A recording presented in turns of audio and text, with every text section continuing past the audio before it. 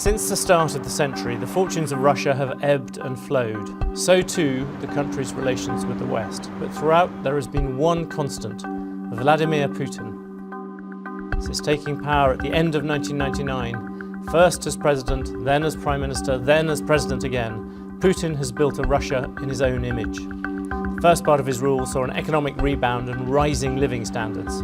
At the same time, Putin asserted his authority internationally after a decade of post-Soviet humiliation. But economic pain was to come with the resource-rich nation being hit by falling oil prices. At the same time, relations with the West came under strain. The Kremlin's intervention in Ukraine saw Russia hit with sanctions that still stand. What hurts Mr. Putin abroad helps him at home, and the standoff has only boosted his popularity in Russia.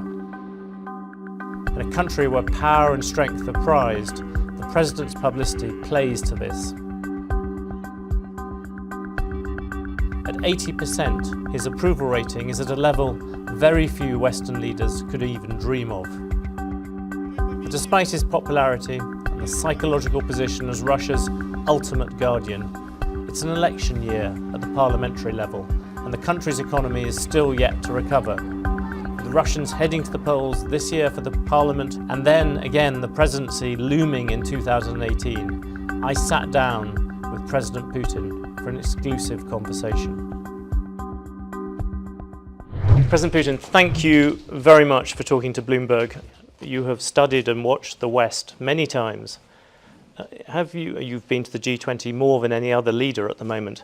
Have you ever been to a G20 where the West has seen more divided, more in doubt, more distrustful of itself? You look at all the things happening in Europe, the migration, you look at the Brexit, you look in America with all the election and the problems with that.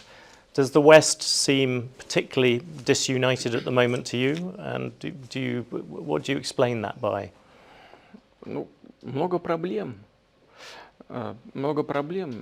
There are many problems in the world economy on the whole, and the West economy also has a lot of problems.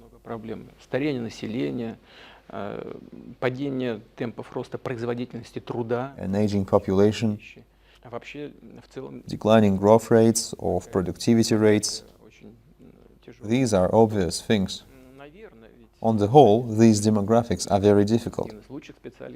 Then perhaps experts, and you are one of the best experts in this subject, believe that the EU's expansion policy didn't account for the readiness of this or that economy to join the Eurozone, allowing, for example, admission into a single currency to those with reasonably weak economic indicators.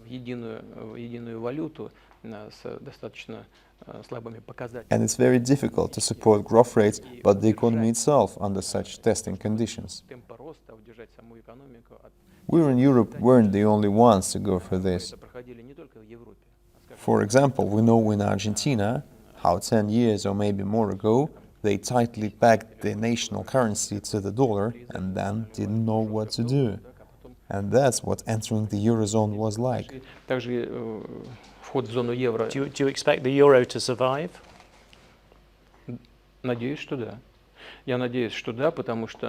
I hope so. I hope so because, first of all, we believe in the fundamental basis of the European economy. We see that Western European leaders, despite disagreements, of course, in general, maintain, I can't say right or wrong, that depends on what side you look at it from, very pragmatic approaches to resolving economic issues and do not abuse financial instruments or financial injections. They primarily strive for structural changes that, in fact, are no less acute in our economy, or perhaps even more so. I'm referring to a problem that we can't overcome, specifically the dominant role of the oil and gas sector in Russia and, as a result, dependence on oil and gas revenue. But Europe also has not a dependence on oil and gas, But the time for structural reforms long ago came. нефтегазовых доходов. Но и в Европе And I think that the leading economies have a very pragmatic approach to resolving the economic problems facing Europe. и я думаю, что ведущие экономики очень прагматичны. That is why we hold about 40% of our reserves in euros.